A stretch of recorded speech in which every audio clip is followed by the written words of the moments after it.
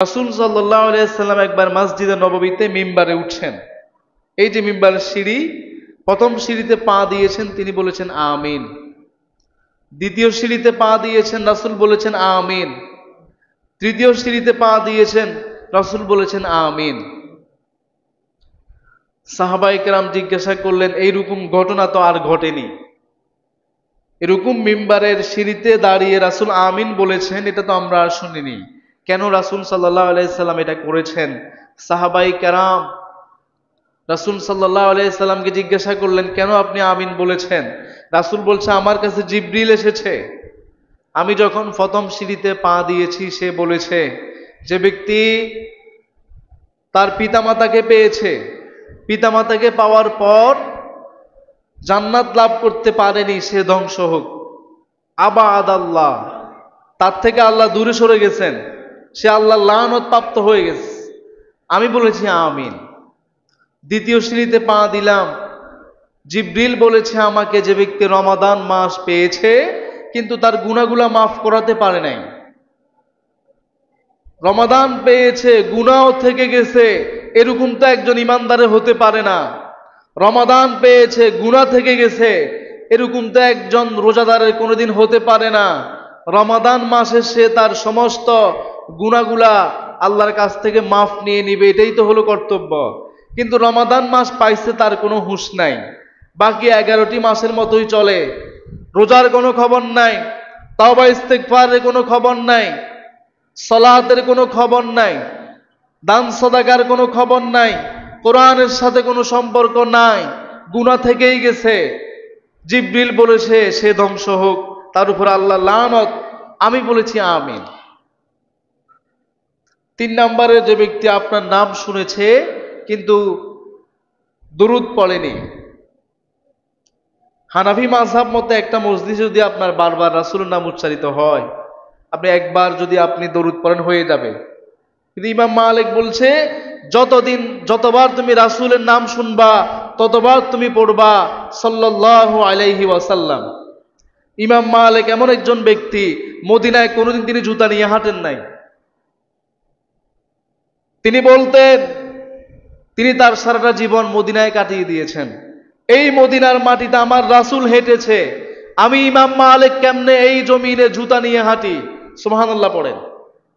কিরকম রাসূলের ভালোবাসা ছিল তার অন্তরে। আর আজকে আমাদের সমাজে কিছু কিছু মানুষ বলছে, কয় যে হজ করতে গেলে মদিনা শরীফে যাওয়ার কোনো দরকার নাই।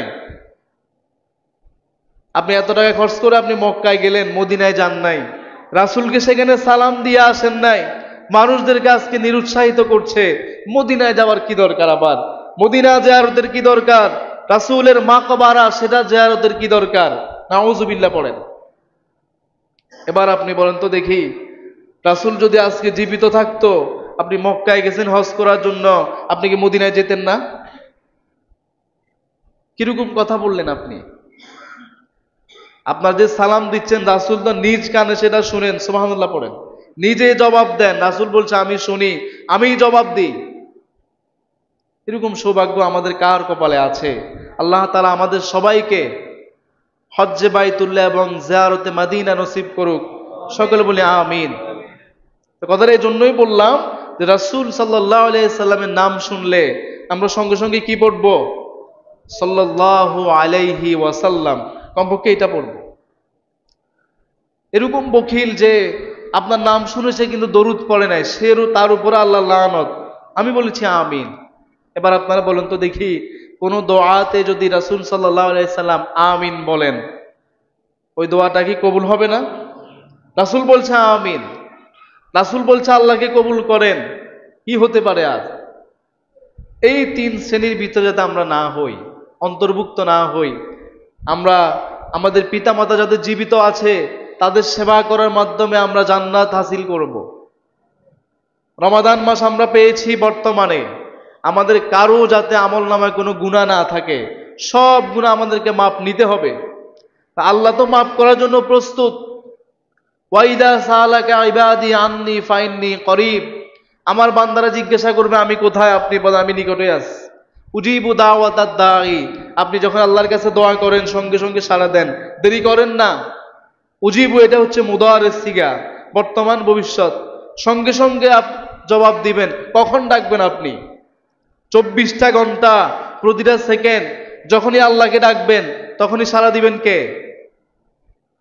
ফালিয়াস্তাজিবু লি, আমি তার ডাকে সাড়া দিই।